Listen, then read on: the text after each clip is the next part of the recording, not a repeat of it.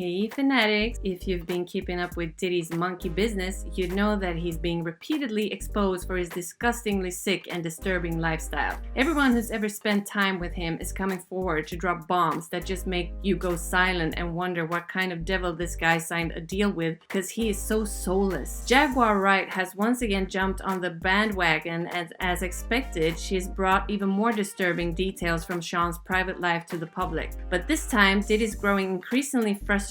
He's had enough of Wright's revelations about him, and in response, Diddy Enterprises is gearing up for a counterattack against Jaguar. She better watch out, cause she's going into business with some pretty dangerous men. Oh yes, we know that now. Keep in mind the deaths of Diddy's label's co-founders. They didn't kill themselves. No, they didn't. There was someone behind those deaths, and over time, Jaguars made it abundantly clear who it was. Kim is dead.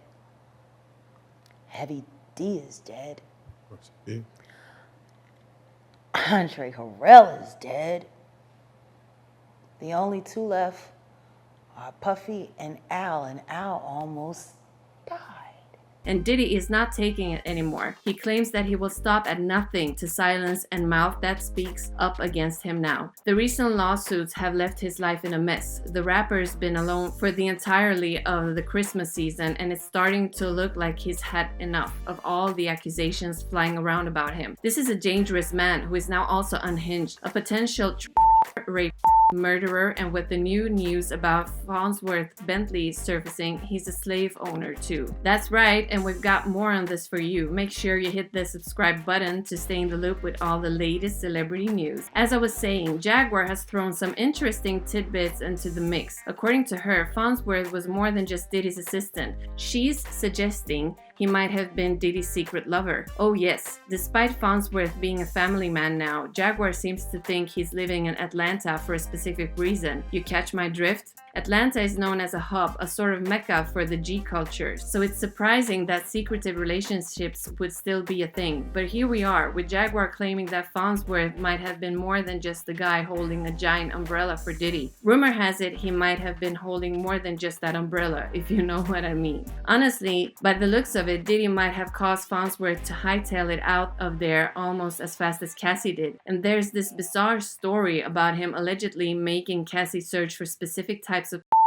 dark-skinned ones with certain features. Weird, right? Now let's talk about Farnsworth Bentley for a moment. His real name is Derek Watkins, and he first popped up on the scene in the early 2000s, originally a rapper. He made appearances on albums and even featured in Outkast's skit. You might remember him from Kanye's The New Workout Plan video in 2004. The thing is, Bentley has some crazy stories from his time with Diddy. I mean, come on, you don't actually believe all he did was carry an umbrella around for Diddy, do you? His journey from rapper to Sean's right-hand man is quite the tale. Farnsworth was pretty darn talented, to tell you the truth. Aside from working for the notorious rapper as his right-hand man, he also worked as a songwriter. You can find his credits on several tracks from Kanye West's album Yeezus, including On Sight, Black Skinhead, I'm God, and Hold My Liquor in 2008. He even made an appearance in the Yes We Can music video for Barack Obama's presidential campaign. This guy was everywhere, wearing many hats, but it was unclear what his main gig was until he started trailing Diddy with that massive umbrella. So rewind to the time when Diddy decided to switch from Puff Daddy to P. Diddy. It was around 2001, and Diddy needed a fresh start after some messy business at a club in 1999. Allegations of bribery and more were swirling around. Enter Farnsworth Bentley, stepping in to clean up Diddy's image. In 2001, just months after the name change, there's a photo of them in Central Park with Farnsworth looking sharp, holding that iconic umbrella.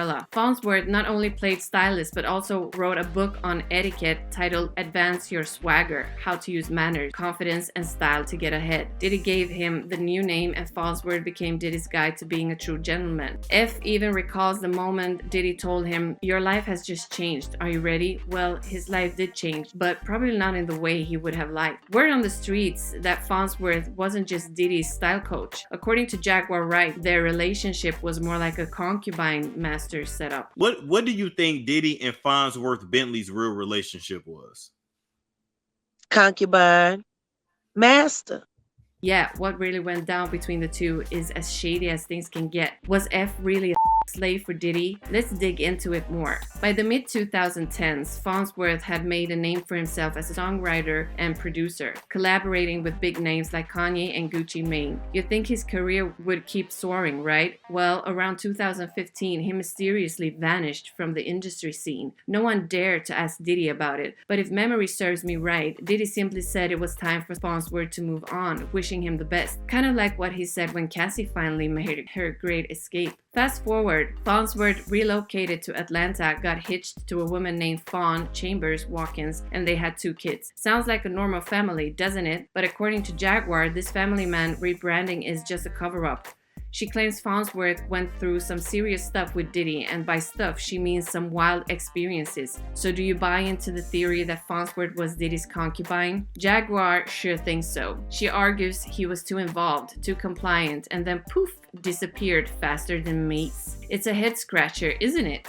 Nobody seems to bother asking why someone like Farnsworth Bentley just disappears, and that's strange. Why don't people want to know the real story behind these sudden exits? Well, they're coming out anyway. There's been a buzz on the socials lately about men who are on the down low mistreating women. Jaguar also touched on this in her recent interview about Farnsworth. She brought up how some of these guys who are secretly into other guys end up mistreating women. It's like they're searching for something they can't find because, well, they're actually looking for a man. It sounds wild, but hey, she's speaking from experience. And she makes a solid point. If you're with a guy who's sneaking around, it's not your fault if he can't find what he's looking for. After all, you don't have the necessary parts, so to speak. So don't blame yourself. Don't get caught up in your feelings. Just drop them and move on. Let's be clear though, we're not talking about gay men who are in the closet, because being in the closet and being on the down low are 2 very different things. These down low guys often enjoy the thrill of leading double lives and sneaking around.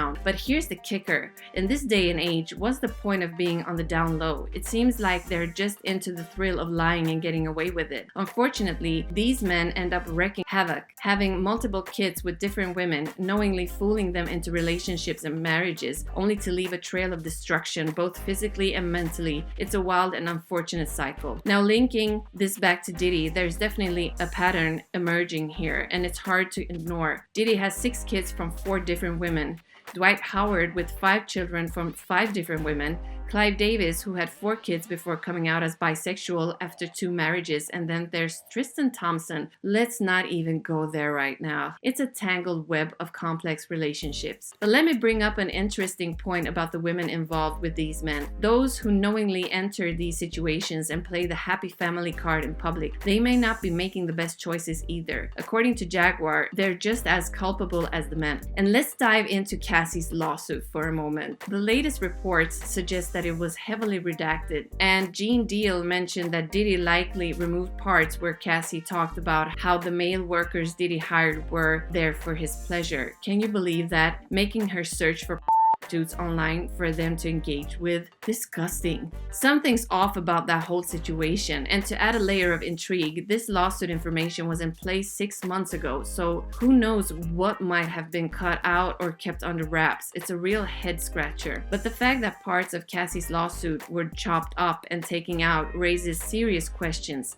Gene Deal's claim that Diddy might have been more concerned about being exposed for his relationships with men rather than any misconduct with women is quite an eye-opener. Honestly, given all this, Jaguar Wright hit the nail on the head. All this sneaky business, the freak-offs, the cheating, it's no wonder people are struggling to find genuine connections. The whole landscape of sexuality seems to be getting exploited, turned into a fad or a joke, and real, meaningful connections are falling by the wayside. The existence of false relationships, secret lovers, and people living double lives isn't limited to just one gender or group. It's a widespread issue, and it's contributing to this overwhelming sense of disconnection. It's a lot to digest, and the situation is undeniably messy. We've got everyone on the internet suggesting that Farnsworth Bentley might have some jaw-dropping stories to share. One user on X pointed out the irony of Diddy having what seems like a paid companion following him around, essentially a paid slave, as they put it, and how everyone just went along with it, not questioning the oddity of it all. Another user added an interesting twist, wondering if Farnsworth was the one setting up those infamous freak-offs for Diddy. Cassie, in her lawsuit, explicitly mentioned that Diddy's assistant, who organized the freak-offs, would handle details like booking hotel rooms and stocking up on supplies. It's a wild theory, but if Diddy were to face legal trouble for trafficking, who knows, maybe Farnsworth could be compelled by law to spill the beans on what exactly his Diddy duties were. So what's your take on this whole Farnsworth-Bentley situation? Do you think he'll ever open up about his past with Diddy, and could he be the mysterious assistant Cassie mentioned in her lawsuit? Share your thoughts in the comments and let's keep the conversation going.